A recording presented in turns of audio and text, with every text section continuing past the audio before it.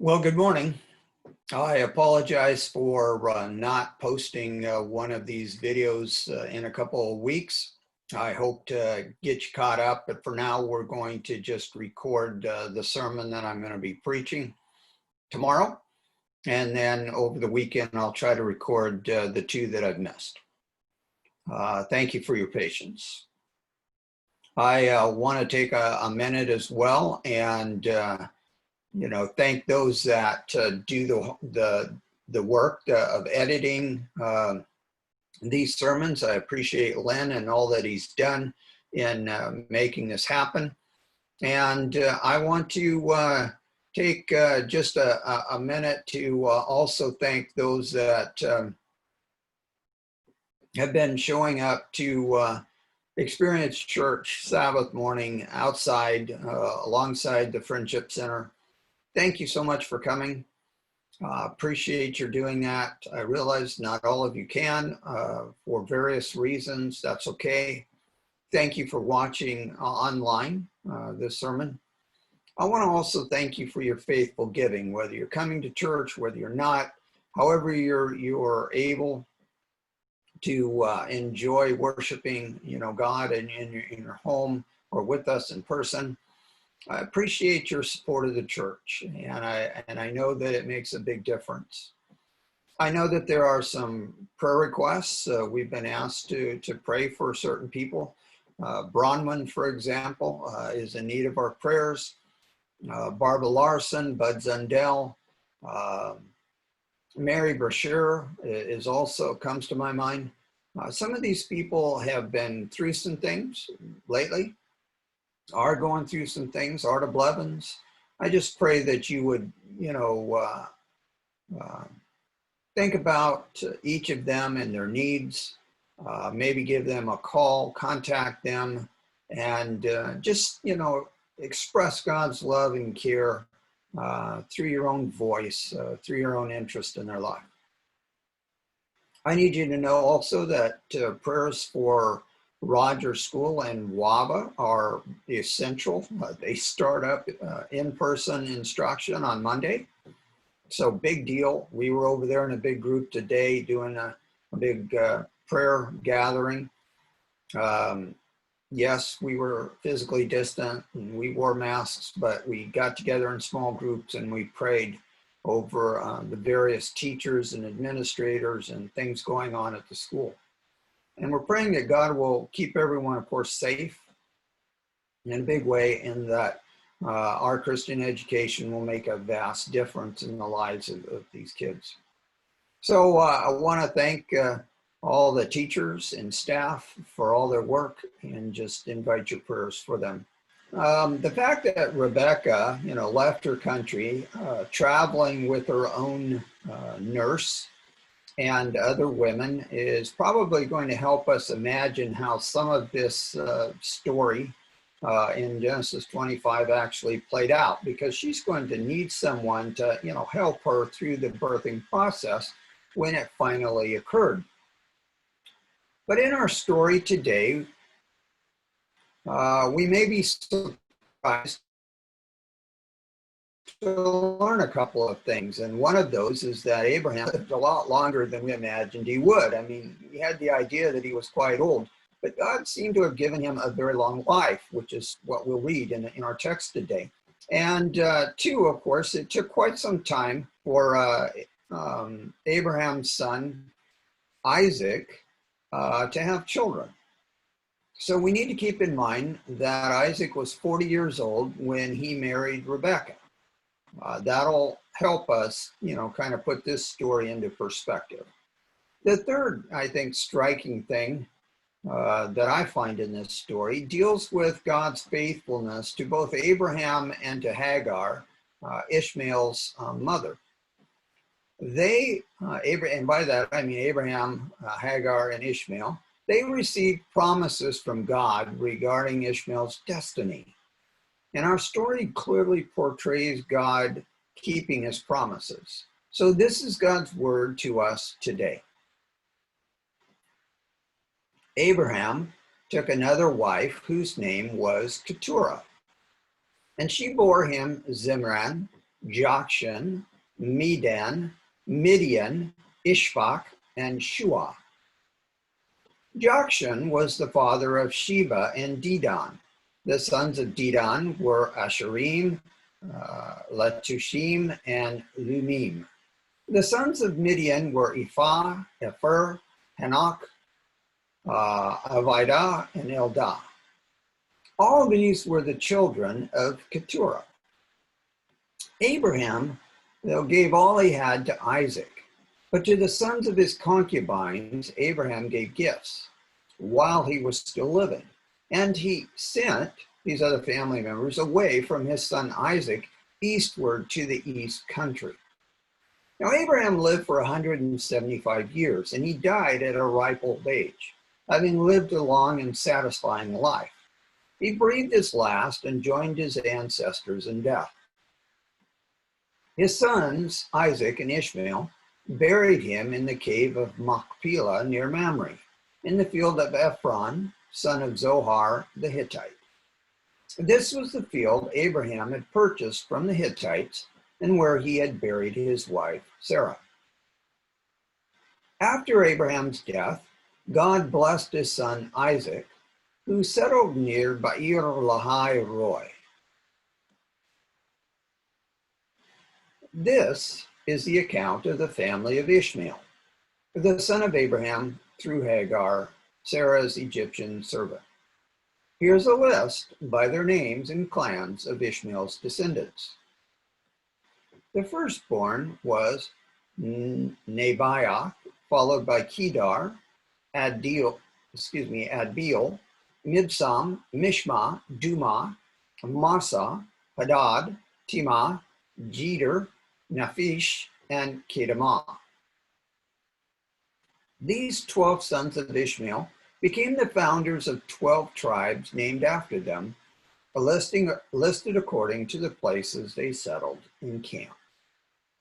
Ishmael lived for 137 years, and then he breathed his last and joined his ancestors in death. Ishmael's descendants occupied the region from Havilah to Shur, which is east of Egypt, in the direction of Ashur. There they lived in open hostility toward all their relatives. This is the account of the family of Isaac, the son of Abraham. When Isaac was 40 years old, he married Rebekah, the daughter of Bethuel the Aramean from Padan Aram, and the sister of Laban the Aramean.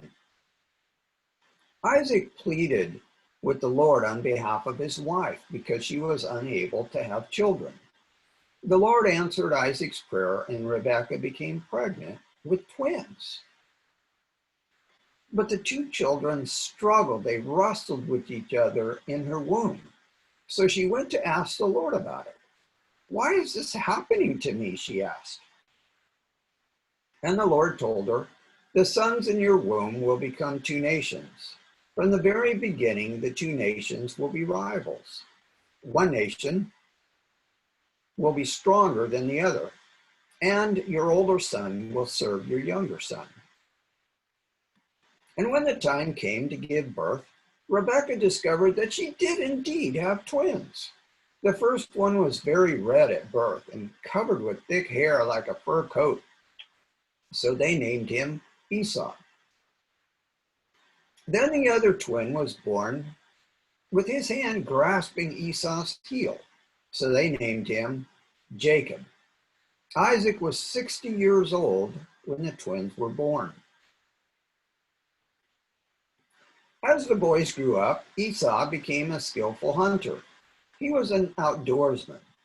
But Jacob was a man focused on spiritual matters, preferring to stay at home. Isaac loved Esau because he enjoyed eating the wild game Esau brought home. But Rebekah loved Jacob.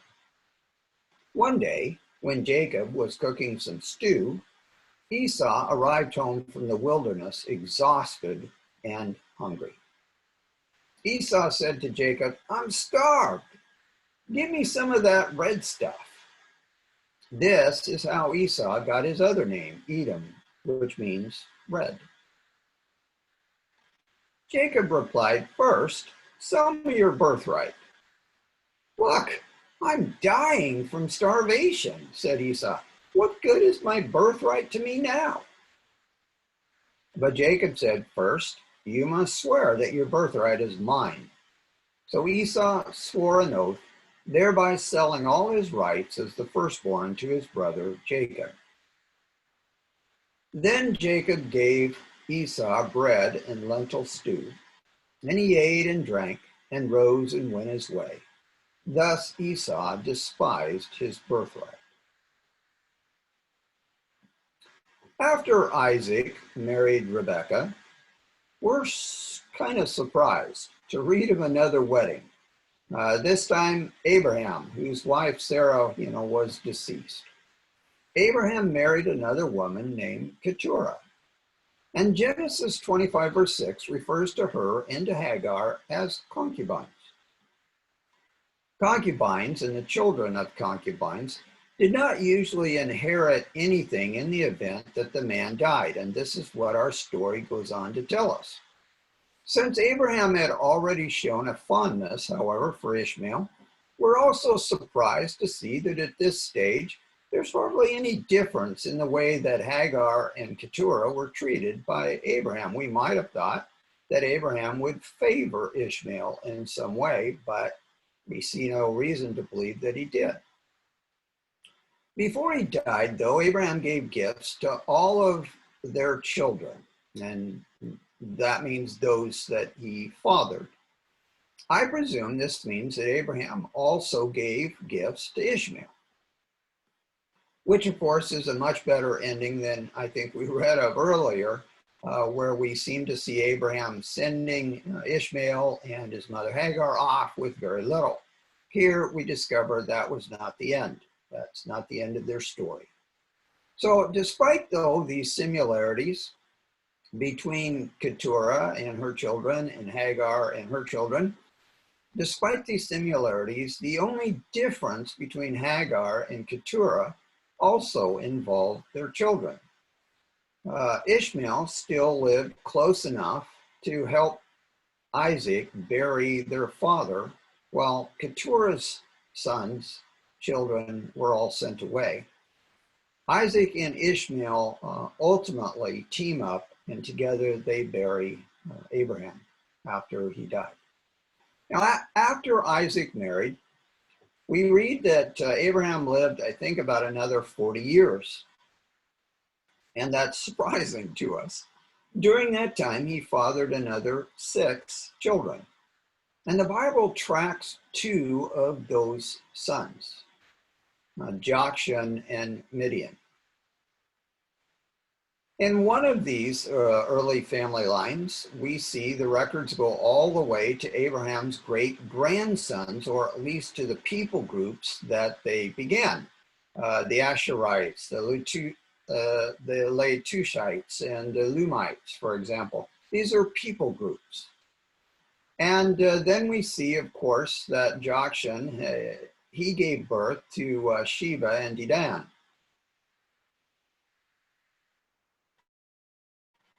They, as Abraham's descendants, they are portrayed in Scripture as merchants, as traders. They will surface in various places in the Old Testament.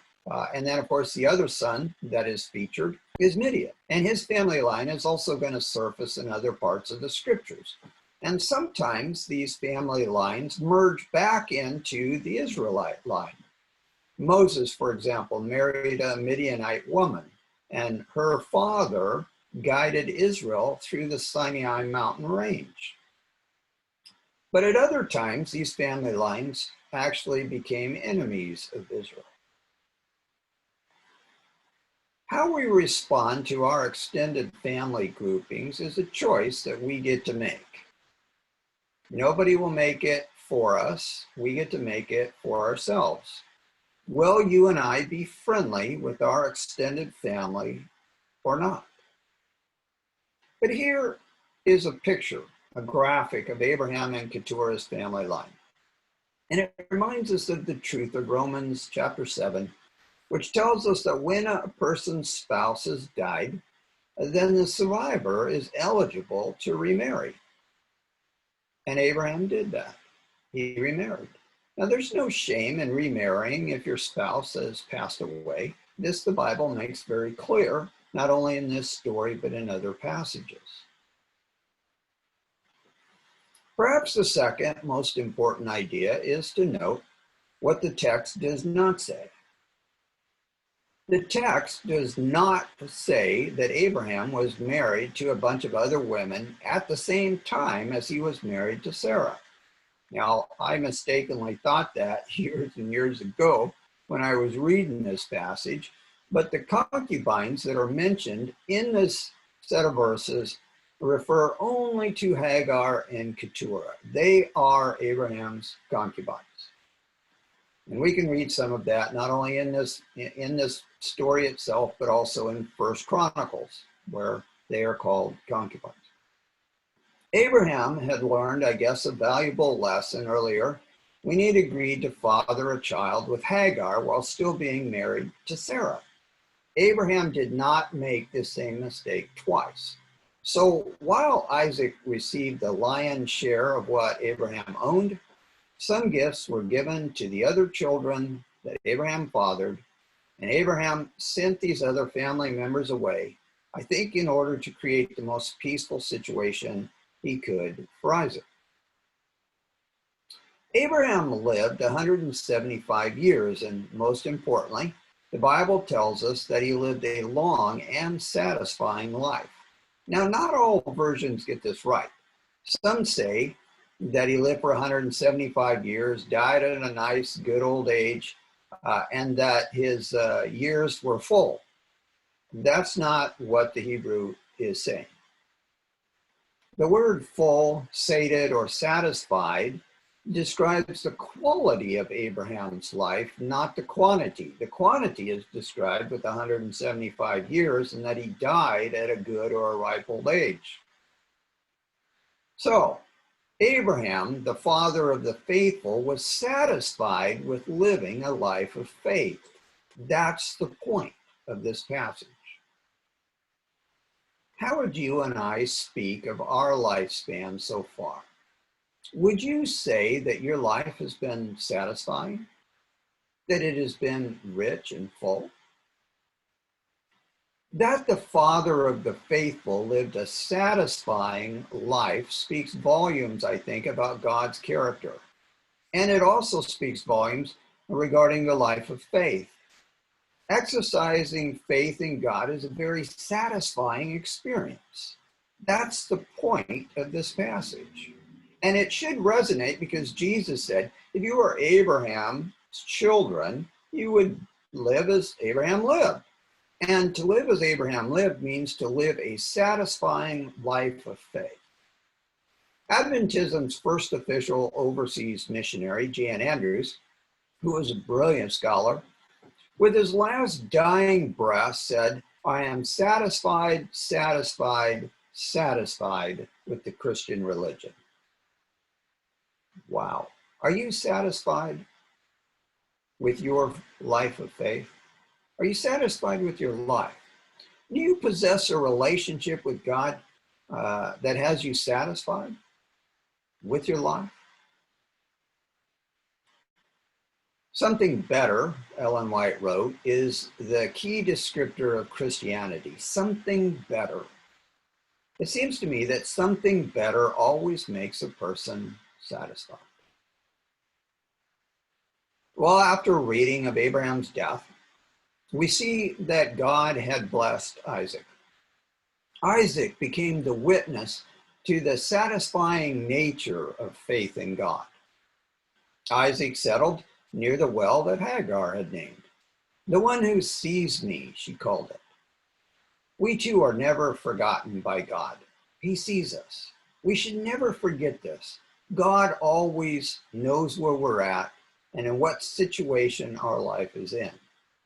And he responds. To say that God sees us is to say that he does something good for us, especially when we need him. Well, immediately after reading of God blessing Isaac, our minds begin turning to Ishmael. because God had said earlier that he would bless Ishmael as well. So the question becomes, did God keep his promise to do this?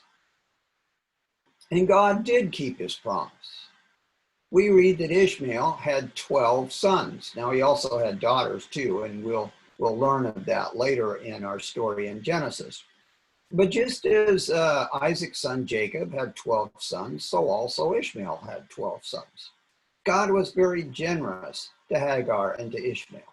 Each of Ishmael's sons became leaders, princes of people groups. And this is exactly what God promised would happen. In Genesis 17, verse 20, we read, "As for Ishmael, I've heard you, and I will bless him and make him fruitful and exceedingly numerous.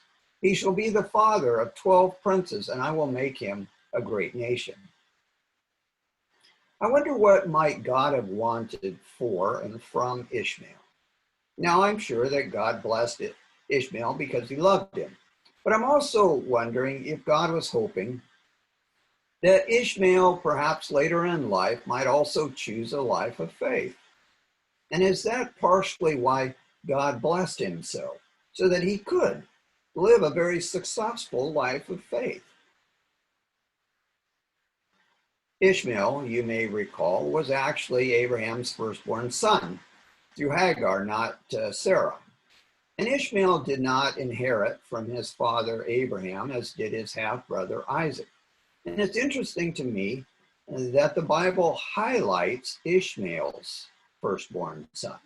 In fact, it says, and I put into that little chart you see, that Nebaioth was Ishmael's firstborn son. And then the rest of the boys are listed seemingly in chronological order. I wonder if Ishmael carried a bit of a chip on his shoulder regarding how things had worked out with Isaac. Or perhaps I'm misunderstanding this. Perhaps this firstborn notice, perhaps with this firstborn notice, the Bible will finally begin also highlighting the firstborn son. So we'll need to pay attention to this idea as we continue our study. What role does the firstborn son play? In Ishmael's family line, it appears that the firstborn son played a considerable role. Otherwise, why point this out? Ishmael lived 137 years, so not quite as long a life as his father Abraham. Perhaps the second most important idea, though, to note regarding his life deals with his descendants. We read that his family line chose to live in open hostility toward all their relatives. And I think that especially means those people who descended from Isaac. But probably this also included anyone else as well. They simply were hostile people toward their relatives. So here perhaps we see that same attitude that Ishmael had earlier shown toward Isaac when the two boys were growing up. It's the reason why Sarah did not want Ishmael and Hagar to continue to live with them, or Ishmael to inherit anything. She thought that Ishmael was mistreating her son Isaac. And perhaps we see a seed of that experience still playing out here in their hostility towards their family. But here's a lesson for us. Does our disdain for certain people often surface later on in our kids and even our grandkids? Do we talk badly about this person or that person, and then we see our kids or grandkids also speak poorly of said person? Or do we model something better? The life of faith, we remember, is characterized by something better. Do we treat our own family well? Or do we manifest open hostility toward them or toward some of them? From this, we see that although God was faithful to Abraham's extended family, they were not interested in God, nor were they faithful to God. But what about Isaac and his family? Are they interested in God and faithful to God? Unlike his father Abraham, when Isaac's wife was not able to have children, Isaac did not take one of her servants as a concubine and attempt to have kids through her. Isaac did not repeat his father's mistake in this way. No, instead, Isaac prayed and he asked God to give them children, and God answered Isaac's prayer. And here we see both Isaac's interest in God and his trust in God. And we see God's faithfulness to Isaac and to Rebekah as God rewards Isaac's trust in God. And of course, he rewarded Isaac with twins.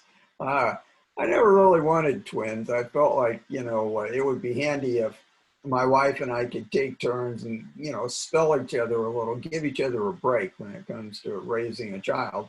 But I admire those who have twins or even more. So if you've had twins, great for you. I can't say that I wanted to go down that path, but I'm glad you have.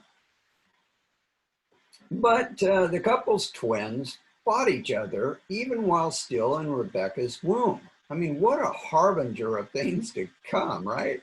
I mean, the theme of wrestling, and by the way, that's the word struggled here is actually the word wrestled. The theme of wrestling with other people is actually going to become the story of one of the boys' life. Jacob ends up wrestling with others.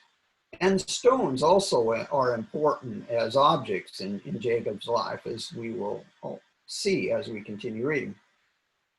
Yet we also notice that Isaac is not the only praying member of his family, right? Rebekah also prays to God. And when both the father and the mother are praying people, things will often be a great deal better. And that's the case here. When you and I have questions, God is the best one to address our questions to. When you and I are challenged, when, are we bringing our problems, our questions, our uncertainties to God? When life is tough for us, what do we do? Do we turn to God and pray? And here, of course, we see that pregnancies can also be a source of problems. If we're expecting and there are complications, what do? Well, we can take our problems to God. We might not always like his answers, but he will not abandon us. The notion that both of one's sons would each become an entire nation, I think, would make most mothers ecstatic. But that they and their nations would also be rivals from the very beginning, I don't think most of us would like that.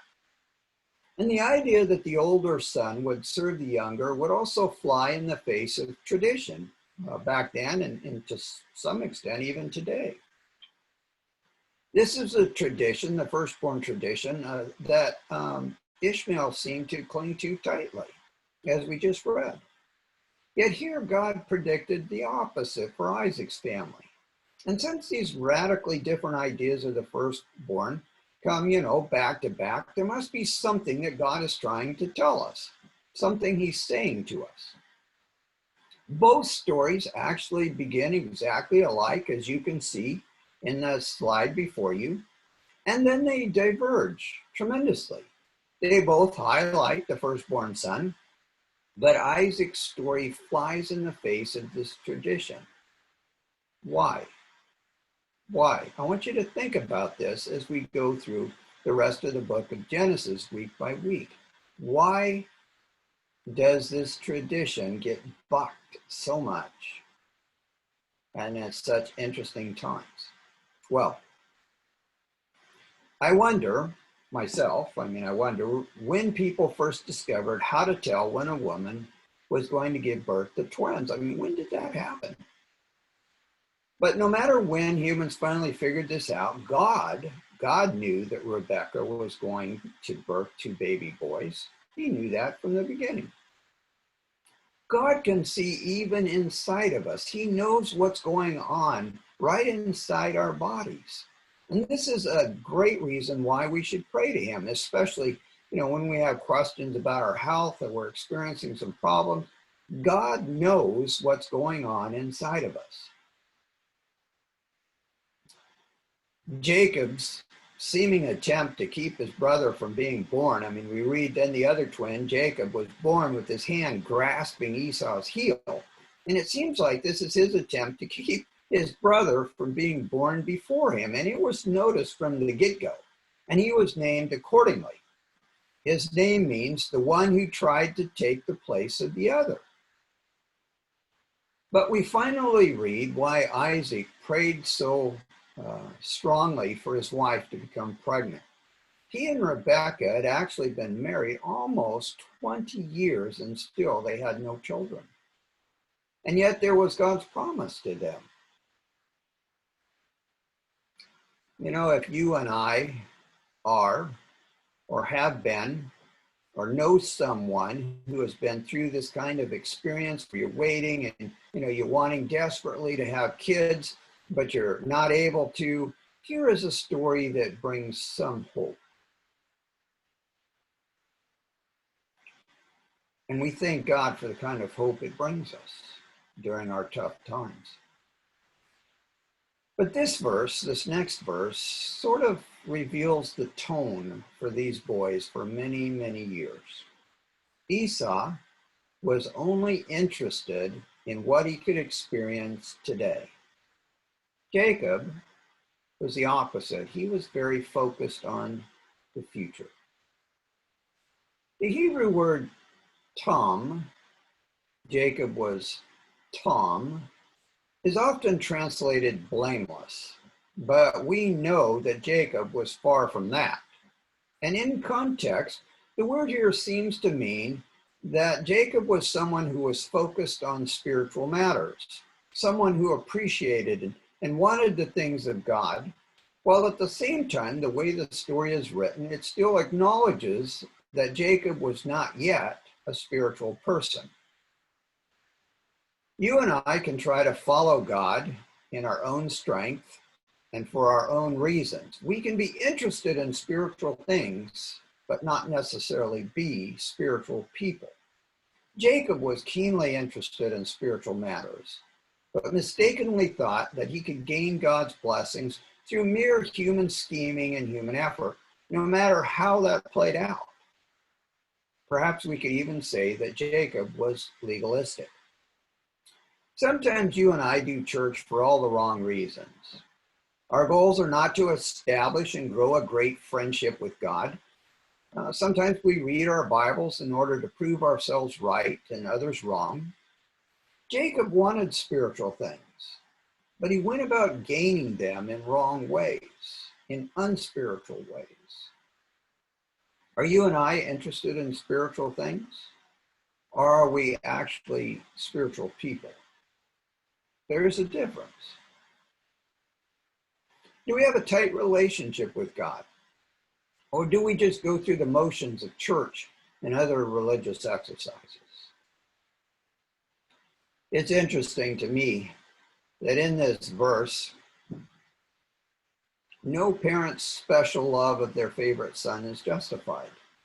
Isaac loved Esau because he loved wild game. Do you think that was a good enough reason to justify giving Esau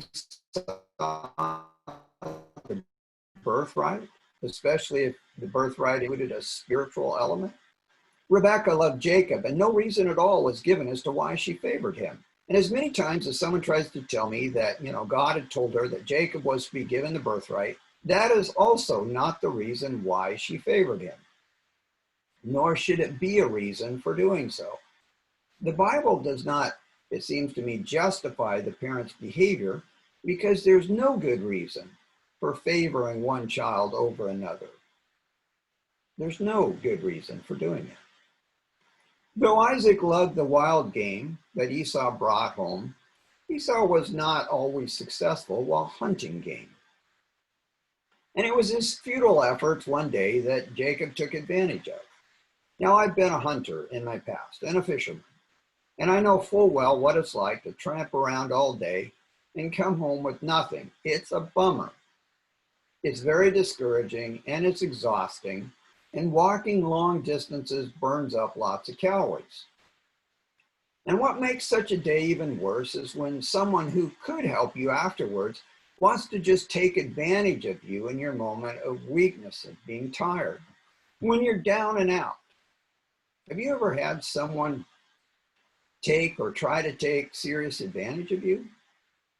How about having someone from your own family do this? I mean, incredible, right?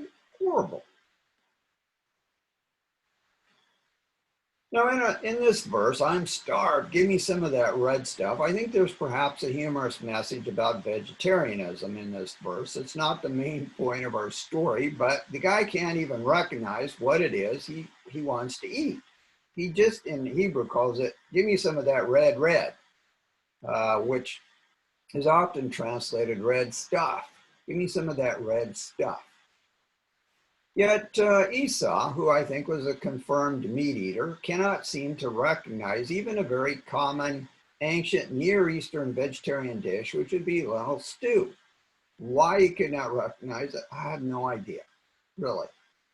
But his insistent attempt to gain some of the red stuff shows just how impatient he is. I mean, he lived for the moment.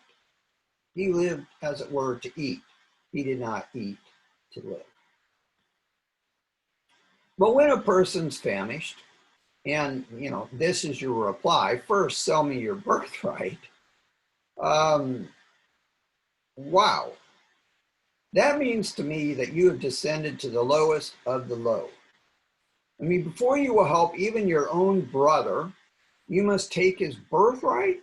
I mean, that's harsh. Now, the birthright, as far as I know, involved two elements. First, the firstborn received twice as large an inheritance, and that was because they were also expected to take care of their parents in their old age. But second, the firstborn was also expected to be the spiritual leader of the family, a privilege it seems Esau had no interest in gaining. Jacob, though, wanted this spiritual privilege, but he wasn't adverse to becoming rich either. But gaining a privilege, any privilege, especially a spiritual privilege through poor methods, well, that's always going to backfire. And this was, I think, the worst mistake of Jacob's life. And he paid dearly for it the rest of his life. Are you and I still paying for mistakes that we've made earlier? I mean, even when God forgives us, have you noticed that doesn't mean that the consequences all disappear? Otherwise, I think we probably not learned much from the mistakes we've made. Scripture contains many stories where the consequences of a person's bad choice linger long after they come back to God. Now, this doesn't mean that God never softens the blow, but it does mean that he will not, perhaps in fact we should say he cannot, remove all the nasty blowback from our poor choices. Some of that is going to come back and hammer us. And quite often it's because we've influenced other people. And just because we've changed doesn't mean they've changed. But here was Jacob's big mistake, big life mistake. The Bible tells us that it is a huge blessing when brothers live together peacefully. Are you and I at peace with members of our own family? Do we take advantage of them or others when they're down and out? Or do we help them? Well, here we see just how much Esau lived for the here and now. He would rather fill his belly right now than think about his life, about what his life might be later on if he would just exercise some self-restraint. How many times a day or a week do you and I make choices because we refuse to consider the future? Have you noticed at stores how often they have the cash registers surrounded by what they call impulse items? How many times a day or a week do you and I make choices because we refuse to consider the future? The entire experience of salvation involves making plans for the future, as well as making, of course, the most of the present.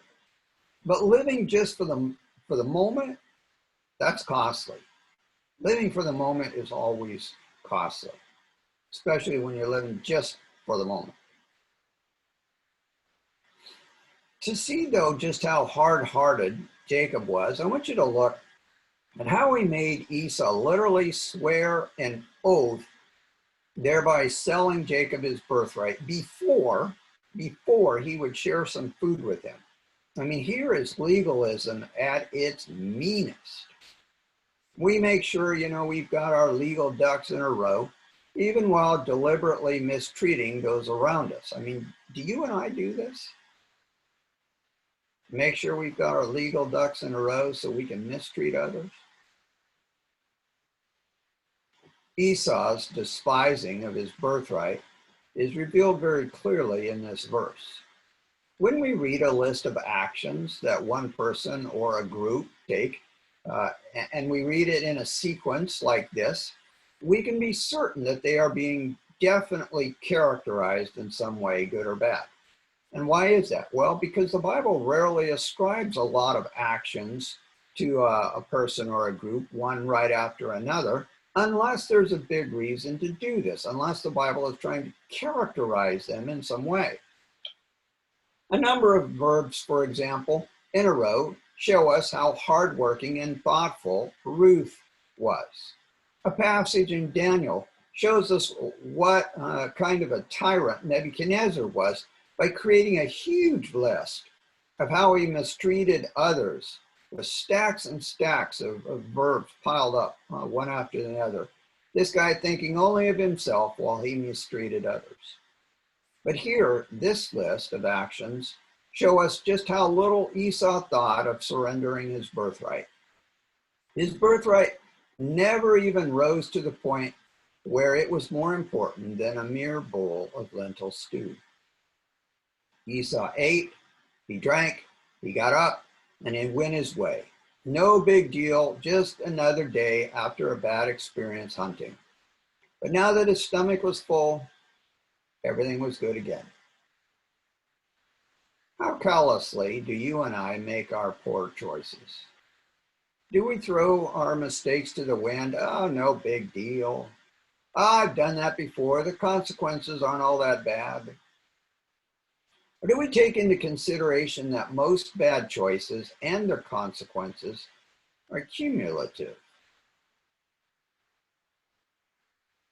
Like Esau, do you and I despise our birthright? Do we think that establishing and maintaining a relationship with God is so easy it really doesn't matter whether we make this or that poor decision? God's going to forgive us. And yes, God may forgive us. Most likely he will. Especially if, we say we're sorry. But the consequences of our mistakes, they may also still fall. Big picture wise, the story of Esau and Jacob reminds us that in a fight, especially a family fight, we can both be wrong. And we will both pay dearly for the horrid choices we make when we fight.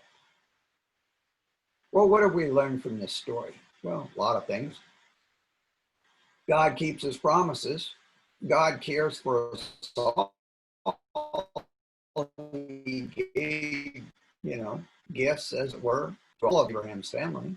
Remarriage is not wrong if our spouse has died. Living a life of faith is a very satisfying experience. God is interested in our future as well as our present, and we should be interested in our future as well as our present. Interest in spiritual things does not mean that we are spiritual. There's a difference there. We need to know that difference. And bad choices and methods result in bad consequences. And despising God is a mistake. Why don't you take a couple of these ideas and discuss them? Run with it a bit. Think on these things. Well, thank you for joining us this Sabbath. God bless you. We hope to see you soon. Remember, we are meeting on Sabbath at 11 o'clock. We are starting to open the door as well for Sabbath school classrooms to begin meeting outdoors as well. You need to wear a mask. And that would be somewhere around 10. We'll begin that pretty much right away with those who wish, and only with those who wish.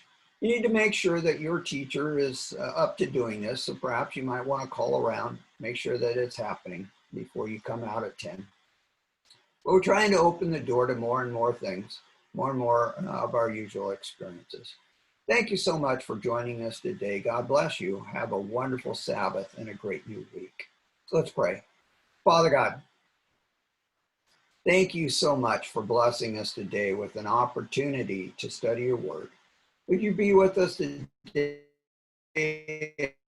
and change our lives, make us spiritual people, and not just people who are interested in spiritual things. Father God, help us to avoid the mistakes of people in the past, and help us to also take on the good activities, the good choices that they made. Help us to repeat those.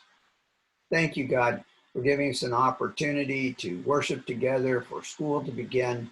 Keep us safe as we do this. We pray in Jesus' name. Amen. Well, have a wonderful Sabbath, and we will hopefully hear from you soon and see you